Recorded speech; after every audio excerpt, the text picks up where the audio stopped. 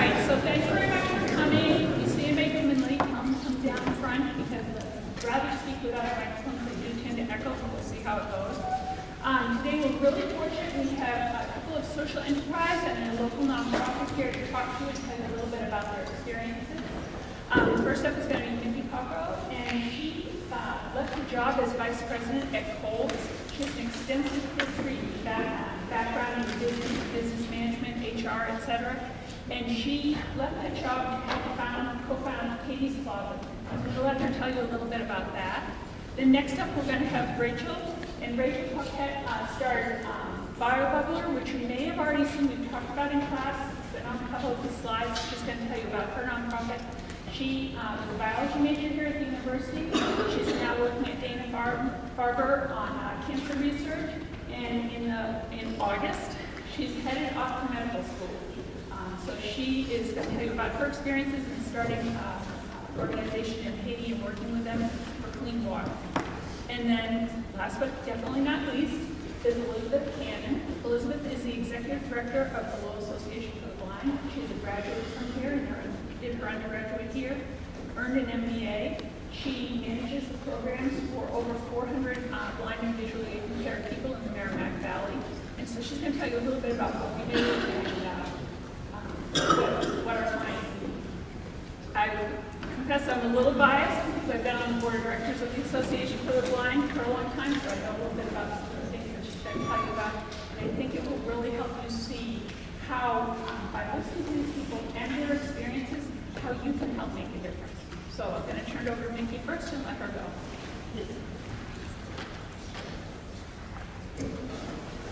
Hello, thank you for coming. So, in all of your time in school, elementary, high school, college, have you ever seen somebody walk by you that didn't have a coat? And they would tell you that this is just how I like to dress. I'm always hot. I don't have a coat. Or they wear flip-flops in the middle of winter. Oh, I hate socks. I hate socks and shoes. They just feel so uncomfortable. I can guarantee you most of those kids didn't have what they needed to go to school. And Catie was my niece, and she noticed that big difference when she was in school.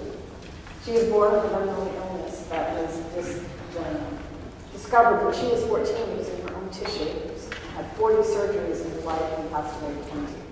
She was a sophomore at Bridgewater when she did pass. But Kate was always looking for the outside and the inside, always looking to help somebody else, even though she was undergoing her own challenges. She attended Lowell schools, and she witnessed firsthand what would happen. She would meet friends, and they wouldn't come to school the next day. Or she'd be with them for a week in class, and they wouldn't come for the next month, or the next semester, or the rest of the year. And she discovered they were really in need. We didn't notice at the same time. A newspaper article came out of Lowell Sun in 2009. And the reporter shadowed two students who were from Lowell High, and they were homeless over the bridge in the city. And as a family that was born and brought up here, we kind of thought it was incredulous. How could this be happening? And we saw Kate out at that point and said, "Did you know homeless kids in your school? Did you go to school with any homeless kids?" And she looked at us like we had 10 kids. Of course. But she said the most defining thing that sticks with me forever. All they want is a chance to succeed in school. They just want a chance like everybody else. So we, her family, her mom, her sister, 3 sisters, brothers, we founded Catie's Closet to honor her vision and her legacy for equality and to give everyone a chance to succeed in school. So Catie's Closet builds free stores in public schools so that students who don't have what they need have immediate access all the time, whenever they want, free of charge. And we do this because what we discovered about these kids is there are no other options for them.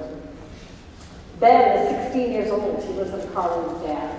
He shows up to school 2 hours early so that he can use the facilities. Daniel lets him in. And he tries to get ready for the day as best as he can. And then he leaves and comes back with the rest of all the other kids so that he looks like he fits in his normal, his version of normal. And Sarah's 8. And she came to school with a backpack. That's it. No shoes, no underwear, no clothing underneath. It's all her mom had for her. She ran, they couldn't find her for a few days. She actually hid out in the janitor's closet for 2 months before they actually found her. And when they did, we had a Katie's closet in that school.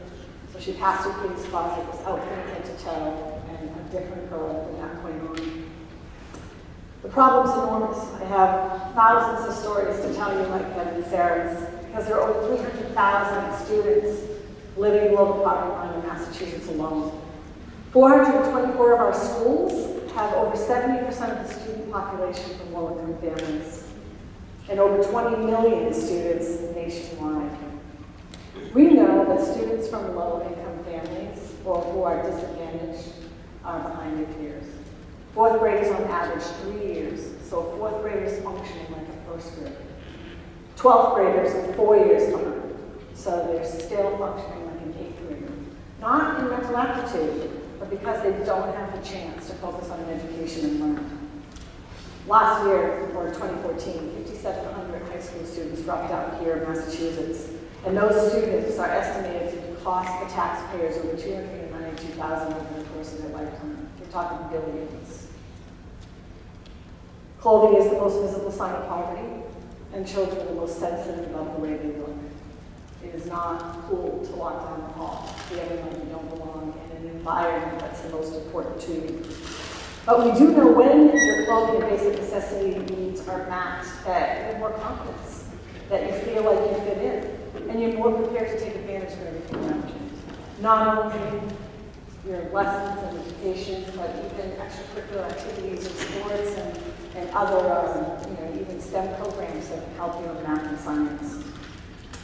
So here's what we do. We build a free store in school.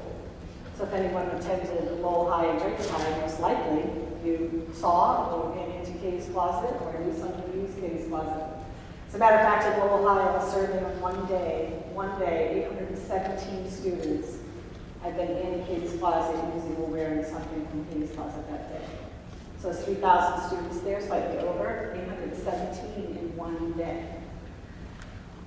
So we build these free stores so that students can access what they feel comfortable. So if that's before class, after class, during class, whenever they feel comfortable accessing what they need, they can pass through here, get what they need, head to toe, and land in their seat in their classroom within minutes, ready to learn. We do this by collecting new and gently used clothing at the Central Distribution Center, right around the corner from here. It's right off of Pleasant Street, on School Street. And we collect from the community and have over 300 volunteers who help us on a regular basis process donations and get them ready for school. We have built a model like hub and spoke. We learned about in business. A central distribution and the spokes are all the schools that we service. So imagine, if you will, that students identify right at the door before they even come to school, in need. They pass through this free closet, hidden in their school, and emerge ready to focus on their education. As often as they want, every day, 5 times a day, whatever it takes to feel comfortable and safe. So as of December, there are 31 schools helping 60,000 kids. But as I said to you, the need is over 300,000 in the state. So after this Lowell hub that I talked about, we plan on opening a hub in Boston, Springfield, and New Bedford. When these 4 are complete, we will be serving close to 80% of the population in the state. Each hub is designed to serve 50 schools with 50,000 students. But that's not all. Every red dot you see on here are the states that have contacted us wanting to replicate our model in their state and help their students. So that is something we're working on. Building an affiliate model so that we can roll it out and help that 20 million, we've dented the 20 million in the nation. The best part of what we do, though, is what's happening with the kids. So Ben, it's like a secret ambassador now. Ben patrols the hallways looking for kids who might be in the same situation he was and not knowing where to go. And basically says, I know this. I know where you can get help. And brings them to the closet and helps them. He's graduating this year, and his grades went from a D student with no hope to a B+, and he's already applying to college. And Sarah is first in her class. So she went from hiding to be the first to raise her hand, the first in the classroom, the first to show everybody how high she can jump and what kind of leader she can be. As a matter of fact, the administrators at Lowell High students arrived in our halls solely because of Katie's closet, because they would not be able to come to school without the toiletries and the shoes and the clothing that we have. So I invite all of you to be difference makers. And I love this course, and I actually spoke at the very first one. And you might want to say, you know, how do you become a difference maker? This didn't happen overnight, and it never does. It's just seeing a problem and trying to do one thing. So after Kate passed, Lowell High actually asked that family, how about a scholarship in Kate's name? And we thought, what's that going to do? You know, help more? I like that for one, but how do you help more? And school worked with us to give us a space and kind of create this closet, because we really still had those kids from that newspaper article in 2009 in our head. And from there, we thought it was a family project, just a small thing we would do in addition to our jobs, and it morphed into this social enterprise of 31 schools and 16,000 kids today. It just starts with an idea. It starts with an idea and then being brave enough to ask the question.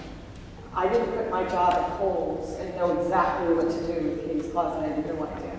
So I looked for entrepreneur programs. And how lucky for you that you have it right here as a class at UMass. I actually did E for All in Lowell, which is a free mentoring program. And they helped me figure out how to make this into something that could really make money people. And so being a difference maker is just having an idea. And being a difference maker is just acting on the idea in whatever way you can. In a supportive role, in a leadership role, but just hatch the idea. So I hope you will join us, come and see us in our distribution center. We'd love to show you around and you know, speak to you about any questions you might have about doing something like this. So that's it.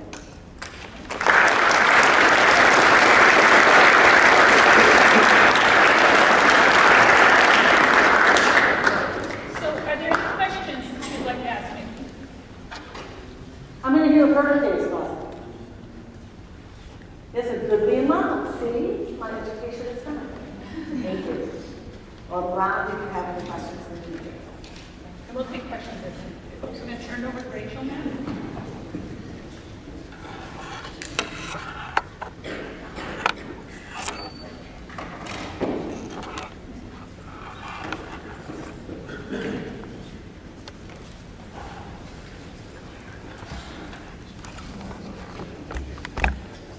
Hello? Yeah.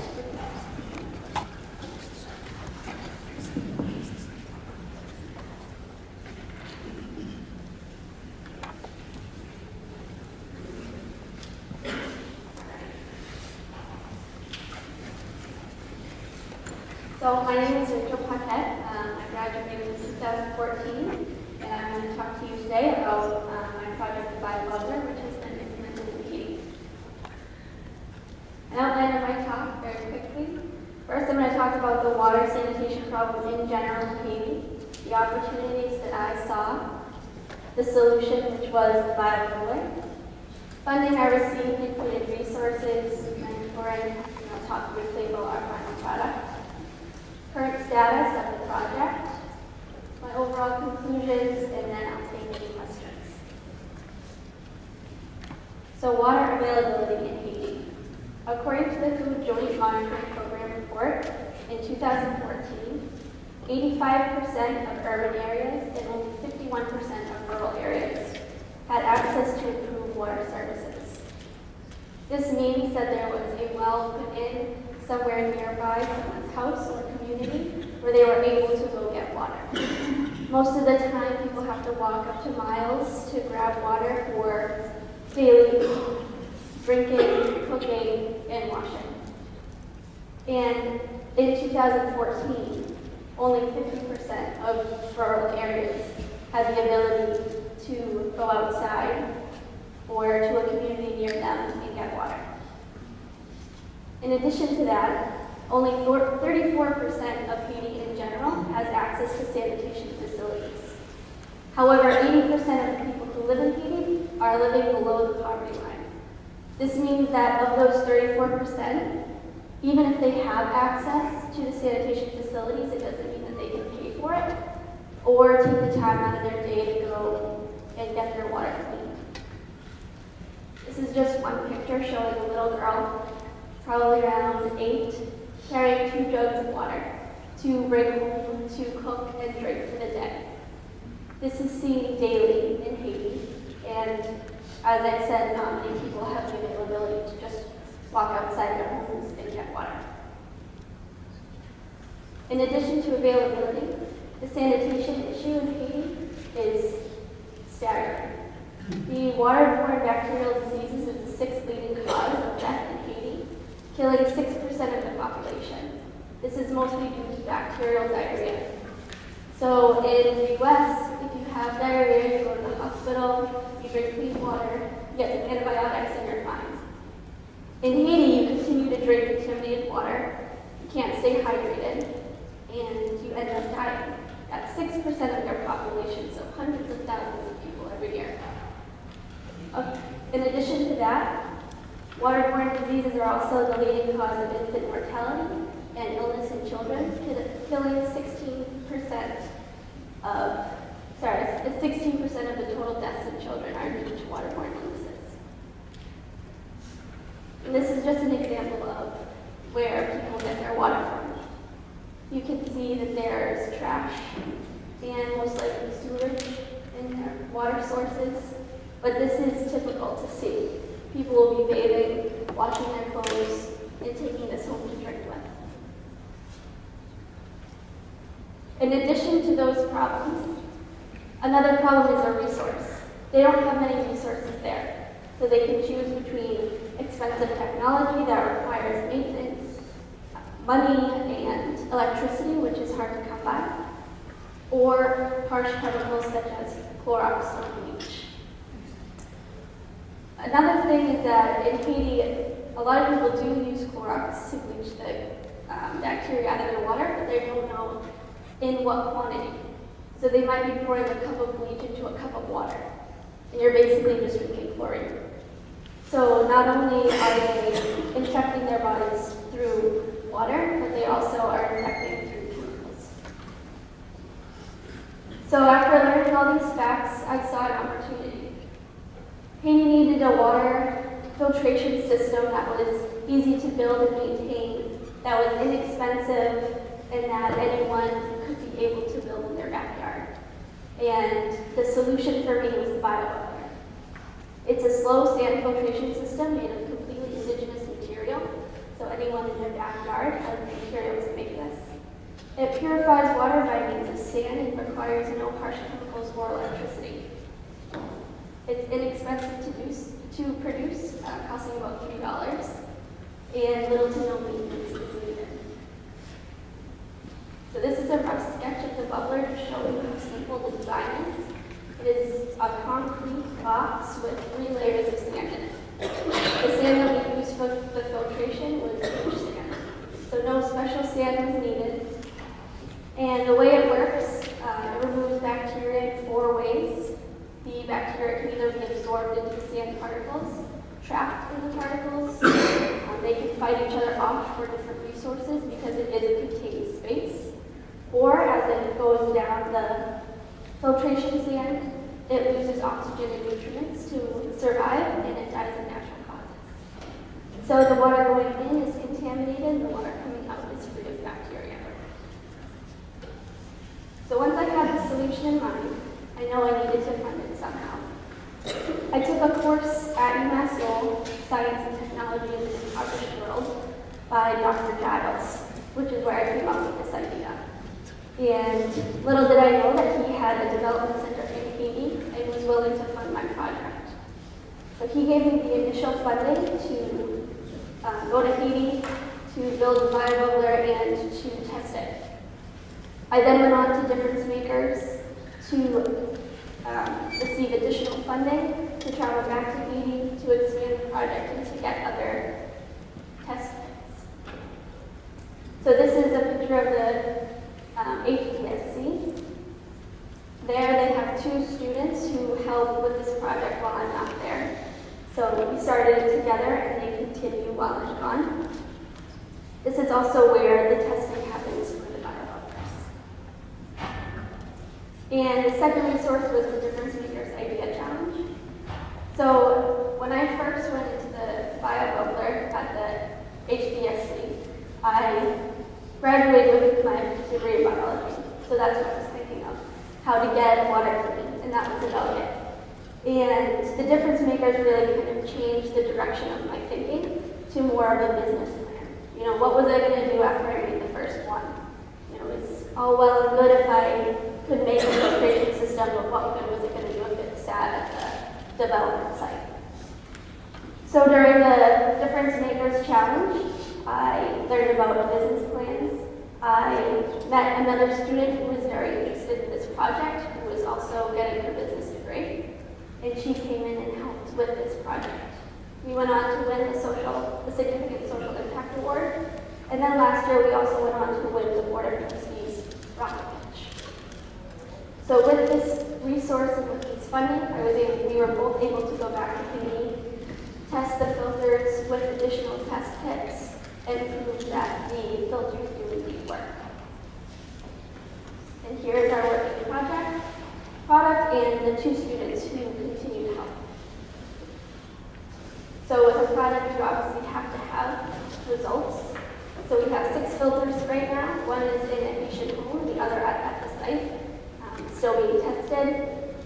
We use general bacteria kits and more advanced E. coli kits, and all have come back positive or negative for bacteria. So overall current status of this project, we have created how-to flyers, hopefully to give out to different communities so that they can build their own filters without our help. Pre and post questionnaires in order to optimize the design of the filter. We've proven through the testing of bacteria testing kits that BioBubblers do indeed work. And we have also recently expanded our outreach to accepting community in need. What we hope to do in the future is find more families, more homes and communities that we can implement these filters in, including boys' homes and schools, where our children can learn about water in general and the risks with drinking contaminated water. And we also hope to expand our reach further than Catie. These filters are very compatible with any other type of terrain or community. They're easy to make and don't require much resources. And so, general conclusion is to educate the communities of Catie about the risks of drinking contaminated water, how to use the BioBubbler, and hopefully promote better health. And with that, I'll see if anyone has questions. Are there any questions? So be thinking, put them all at you at the end. All right.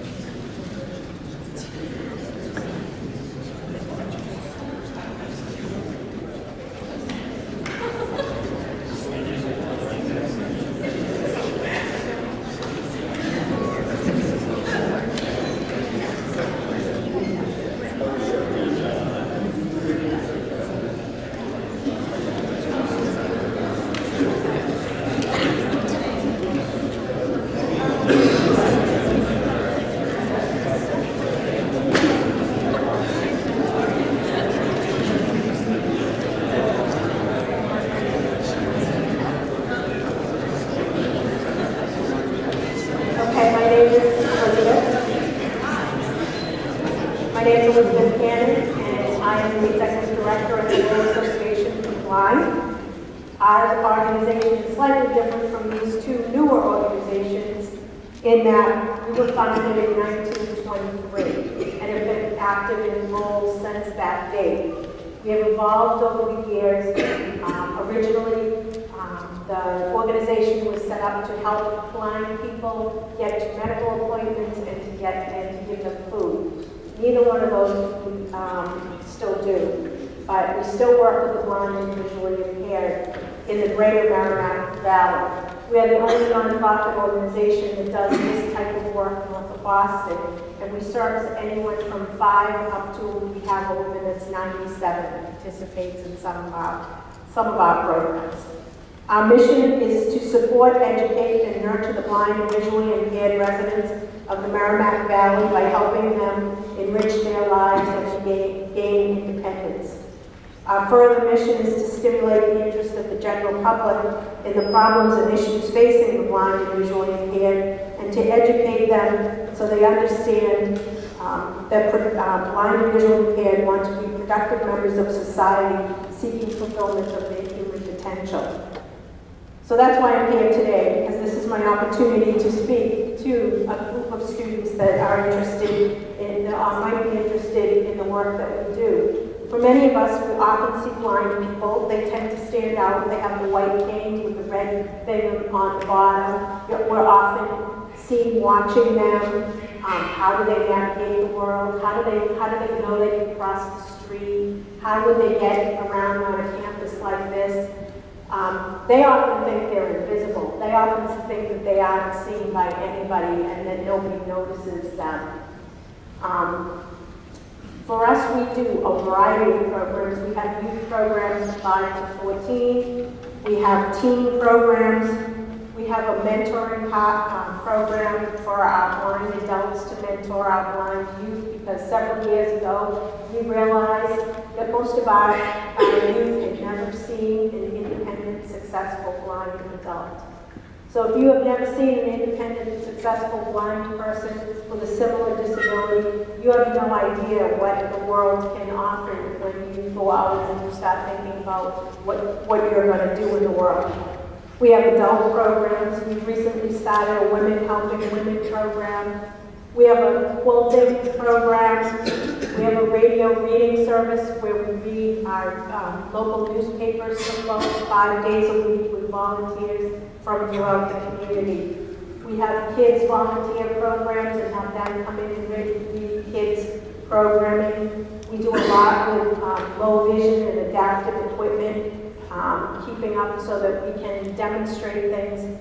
Every person's eye condition is different, and so what you might see as a visually impaired person is different if you have glaucoma or diabetes or some other eye issues than what somebody else sees. You might have one disease in one eye and something else happening in the other eye when you're legally blind. So it's very specific to what technology might be helpful. And there is a lot of technology out there, and there's a lot of new technology coming down. But the problem with technology for the blind is it's very expensive, and oftentimes people can't afford these great things that have been designed, because blindness is a low incidence disability. So mass marketing of products is not really helpful, because no one's going to make a lot of money by developing products for the blind. We do a lot with we do Braille and technology, computer training. And if you think about how does a blind person use a computer, because they actually can't use a mouse, not because they can't move the mouse, it's because they can't see the cursor on the screen. So imagine having to learn every key command, and when we all have software issues, imagine dealing with software issues when something goes wrong with your software when you're blind. And it takes a lot of training. So we serve people with a wide variety of eye conditions. Usually, legally blind is defined as 2200 in the worst eye with a correction, as well as a field of vision of less than 20 degrees. Visual impairment or low vision describes someone with serious difficulty even navigating, even when they're wearing corrective lenses. In Massachusetts, folks that are legally blind have to be registered with the Mass Association for the Blind, which is the state agency that provides services. In the Greater Lowell area, there's several thousand people that are considered legally blind to completely blind. The good news is when someone is declared legally blind, and the eye doctor is required to notify the state. The good news for us as sighted people is they take their licenses away. The bad news for them is most people have lived their whole life using their cars, and now are totally dependent on public transportation, which is not really all that good. So if some of my folks, it ends up, they have to plan 2 days in advance when they're going somewhere. I think most of us don't plan our days 48 hours in advance. If you need a ride, they give you a time frame to get you there. You're probably there an hour in advance. Even if you're going to the state, even if you're just going to someplace in Lowell, and then you have to wait for a pickup, and it can take all day just to go to something in downtown Lowell if you live in Lowell. So transportation is one of the major issues that we see for people that are blind. Oftentimes they are, if they've recently lost their sight, they're in denial. They don't want people to know that they're legally blind.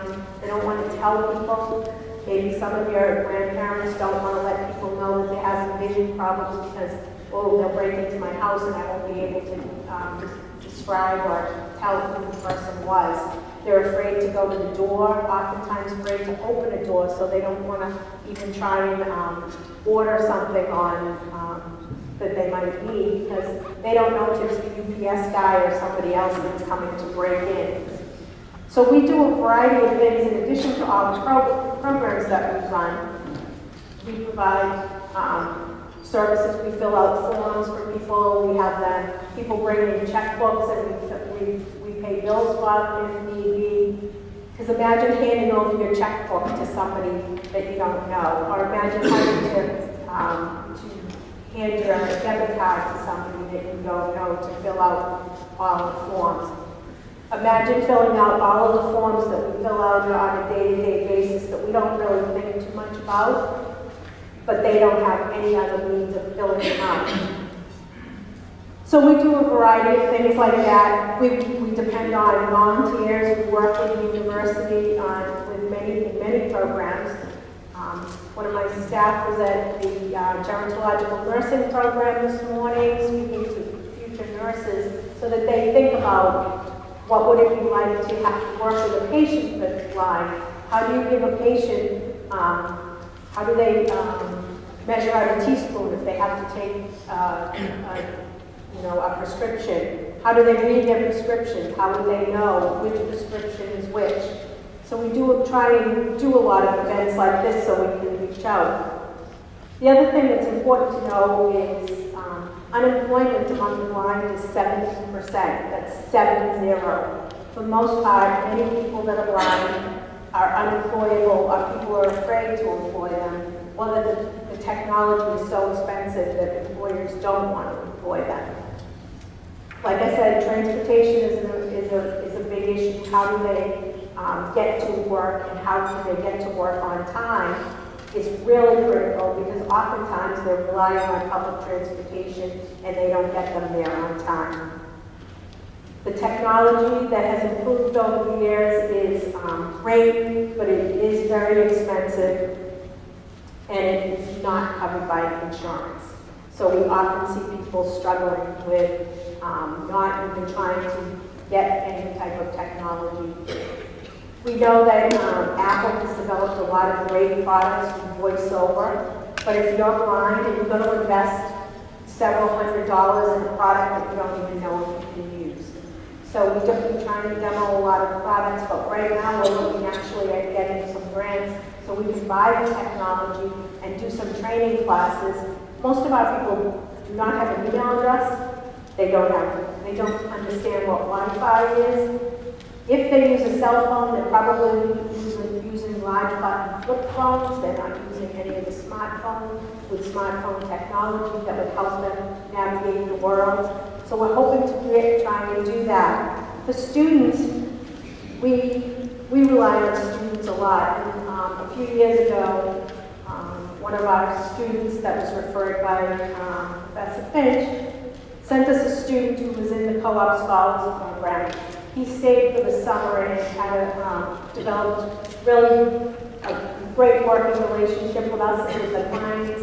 When we invited him to stay on in a position, and he jumped in and started learning about the assistive technology. He stayed with us for 3 years. He graduated last year in the auditing program here at the university. And as soon as he was going to graduate, we felt awful because he was leaving us and weren't sure how we could get them involved until we invited them on our board of directors.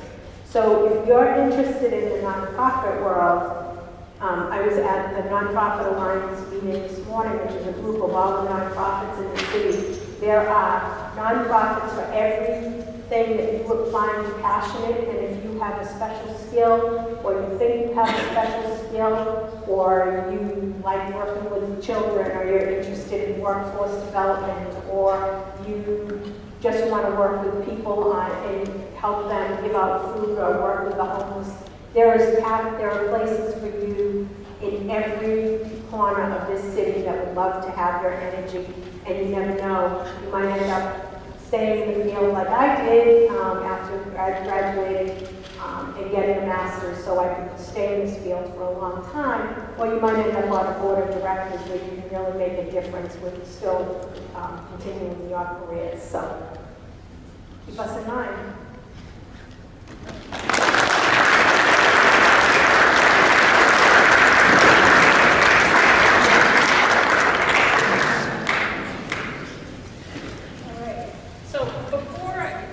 Questions you want to ask them, but I would like to ask each of them to tell you a little bit about something that challenged them. They're going to be different aspects because as the Lowell Association has been around since 1923. But Ricky, can I start with you? Can you tell us about a challenge that you met in starting this organization and how you were? One challenge we had actually at the beginning was trying to really identify what the kids needed. So when we first opened that closet, we thought if they're missing what they need, then anything would fill the bill. And we learned pretty quickly that if it was my clothes they didn't wear, you wouldn't wear what I had on. So they would rather be naked than to wear something that didn't help them feel good and fit in. So the first challenge was to identify that and make sure we were getting the right things.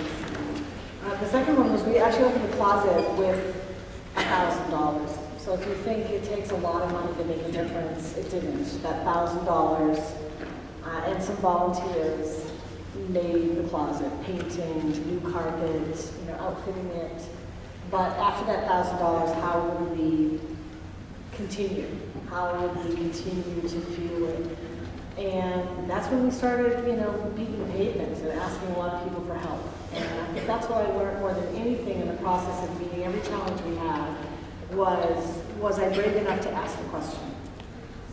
And when people tell you no question is stupid, they really mean that.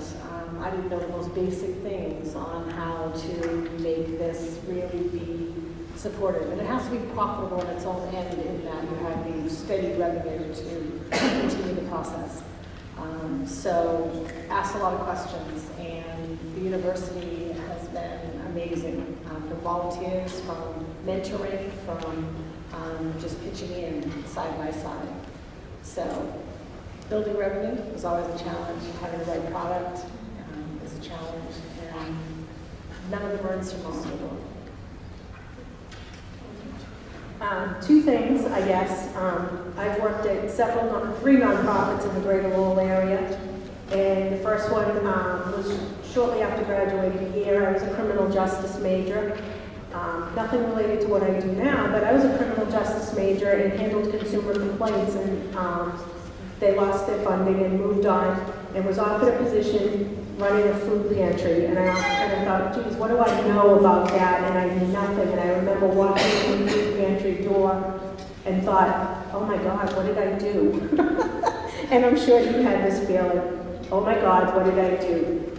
And jump in full force and just do what you know best, what you've learned about putting processes in place, and you can ask questions and figure out what you need to do. So after working several years running a food pantry, I realized that I wanted to do other things. Went back to school and applied for a position at the Lowell Association for the Blind, and I had that same sinking feeling the day I walked in, and I said to myself, oh my God, I don't know anything about working with the blind. What am I going to do?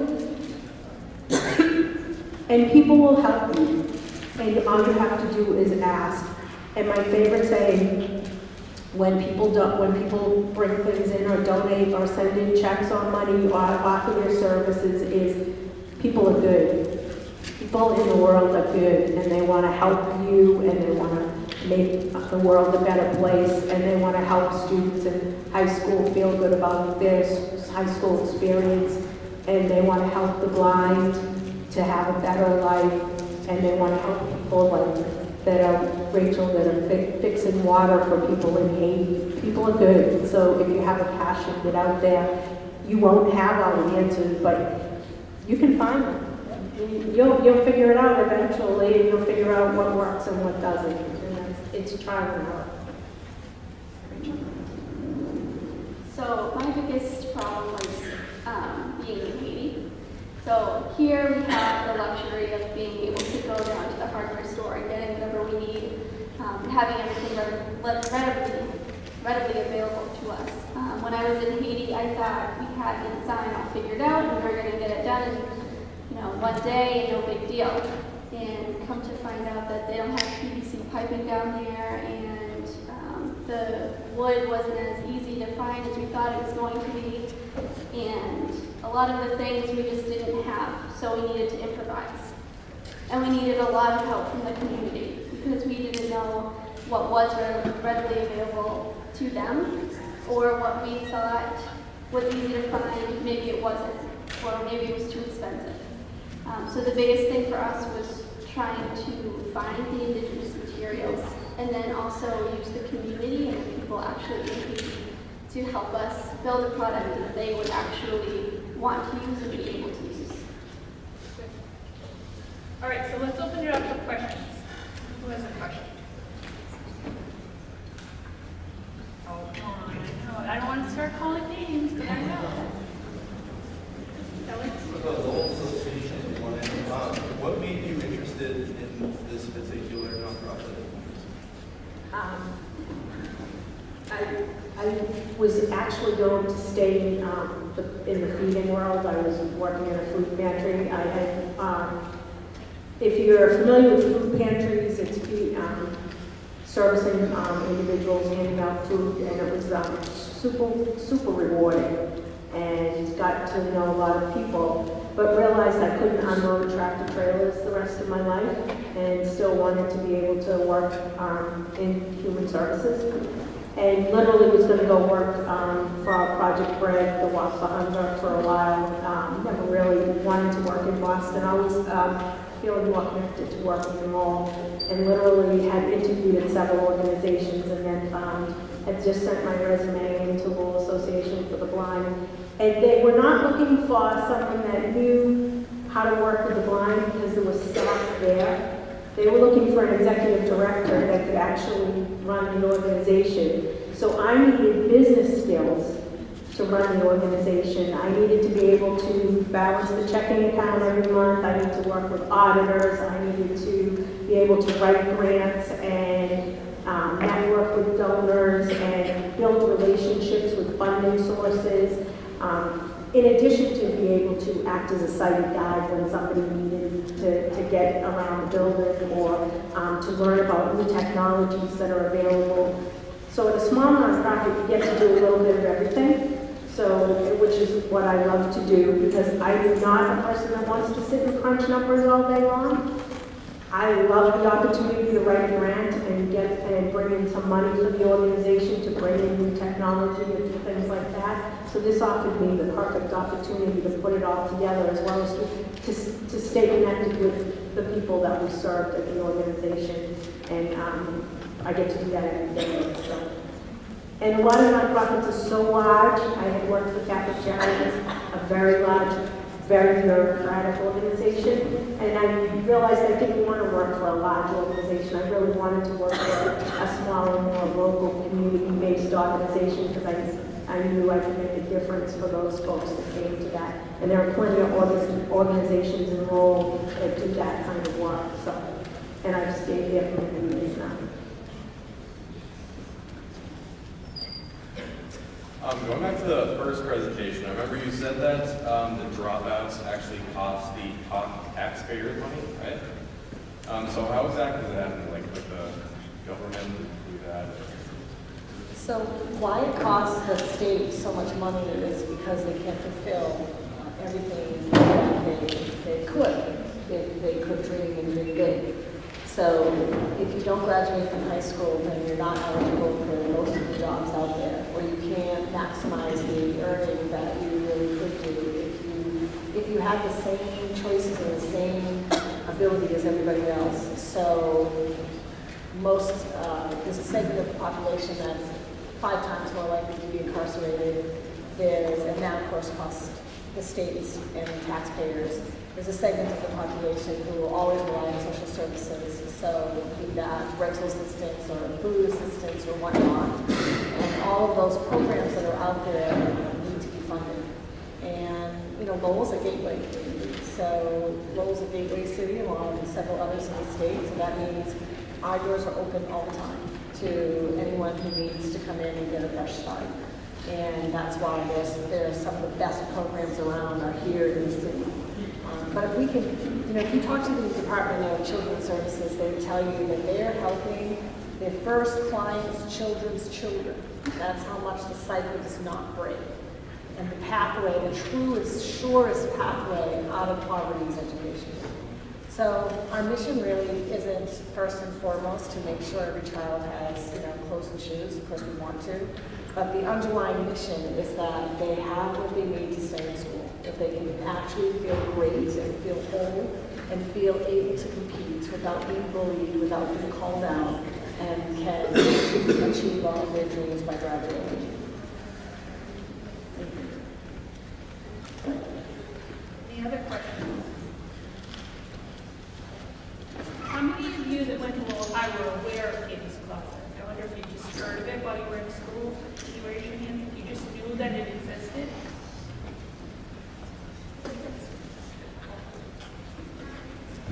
I went to school in Hudson, New Hampshire, and we had some other there, so that's how I know that. Correct. We are in Nashua, in Hudson, in Lowell, Draper, Tingsboro, and Woodward right now. So, yes, thank you. We are in Hudson, New Hampshire as well. And we're pre-K through 12. That way, if you have to start with us in first grade or kindergarten, you're going to be supported all the way into the second. Any other questions? For Catie's Closet, where does your revenue come from to provide the clothes and keeping?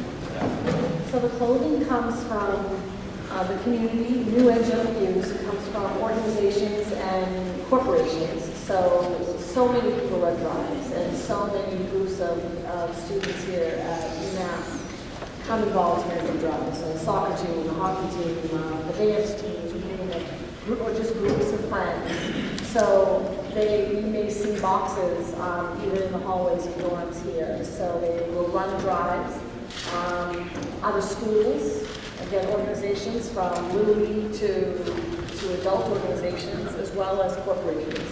So drives are happening all the time in so many cities, just about everywhere. And we have a scathingly brilliant plan in August that is soon nearby. And then we have companies that donate new goods. For instance, the Boston Jean Company just gave us 13,000 pairs of jeans. So students are getting brand new, fashion-forward jeans. Macy's just donated 2,000 coats. So as we get larger and we start negotiating, we see that come. Revenue comes from individual donors, me writing grants, just like Elizabeth. I just wrote $100,000 worth of grants in the last 4 weeks. We hope we get them all. We have a fundraiser, an annual gala, and that's actually March 19th at the Andover Country Club, and that will typically produce $100,000. So, between that, individuals, corporations, and fundraising, that's how we get our revenue. My question is, when you were in Haiti, did you drink from the BioBubbler? So the students drank from it. Dr. Deb said I wasn't allowed, just in case anything happened. I would have drank from it because it technically was bacteria-free. We had to test, but all the students drank from it, and so did Yes. BioBubbler, is it used more for like individual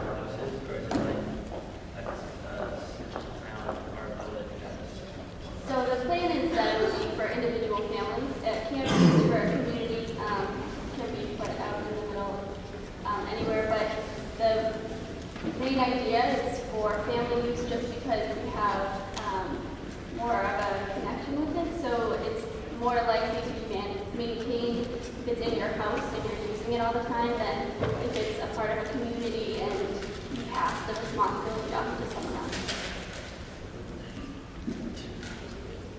Any other questions? All right, well, let's thank our